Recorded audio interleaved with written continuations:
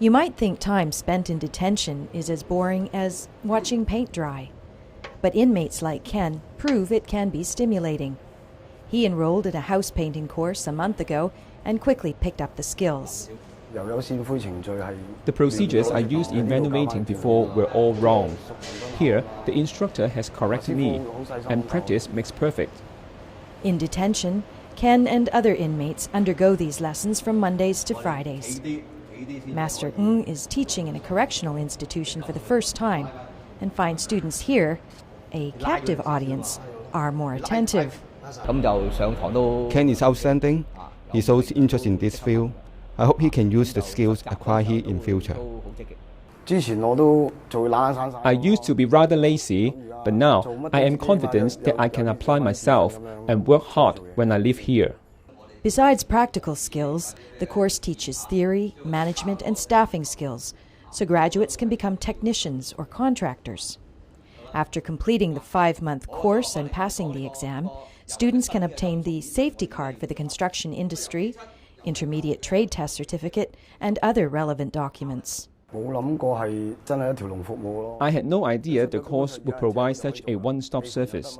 I can get all the relevant certificates, and when I am released from here, I can start working as soon as possible.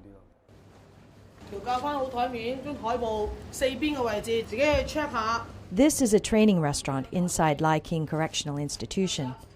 Lau Meng Ying has been teaching the food and beverage service course for 16 years. She said you have to start with the basics, such as setting tables, if you want to be a professional. For setting tables, we have a French expression, mise en place, which means everything in its place.